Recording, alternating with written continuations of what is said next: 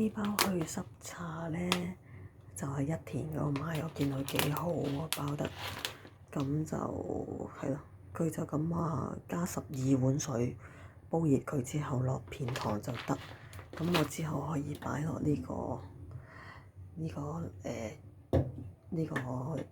樽度雪凍佢，擺雪櫃咯。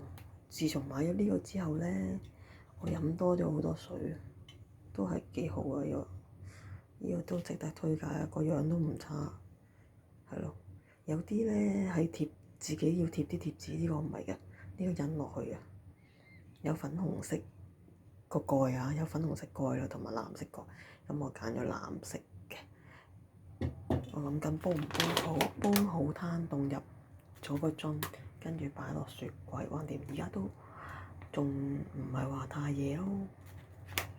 好啦，煲咗佢先。又係養生壺出動嘅時間啦。咁就教咗係煲湯模式啦，因為佢個包裝咧寫住要煲1個鐘頭嘅。咁其實我個份量應該呢度冇12碗水嘅，所以應該唔需要煲咁耐。不過我睇情況熄機咯，因為佢到100咧，呢個養生壺佢都會停一停嘅，跟住就翻煲咁樣咯。係啦，又唔使睇火，咁啊留翻大半條冰糖咁樣擺落去咯。因為其實無糖都可以嘅，不過驚唔慣咯，因為好少煲啊。呢個第一次煲呢個去濕茶，因為都知道自己好濕氣好重啊，成日開冷氣。係啊，平時啲牆啊都會滲水嘅，有陣時，咁係咯，濕氣重都瞓得唔好。咁跟住再用呢個靚呢個裝起去擺落雪櫃，咁就 perfect 啦。咁而家咧就開始煲啦。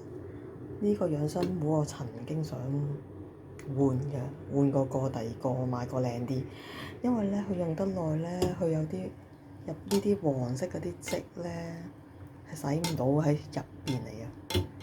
點樣刮啊洗唔到，咁但係佢個功能又好好喎，咁所以我都唔想掉咯。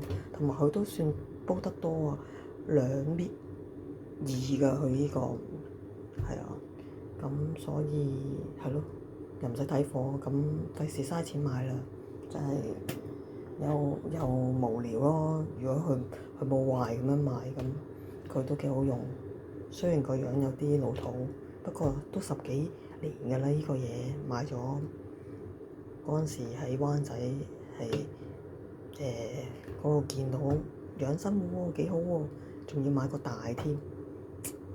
咁都啱嘅，明智嘅，橫掂都係買嘅，咁細煲嚟做咩啫？咁可以俾啲屋企人飲咯，俾啲老豆飲，係咯。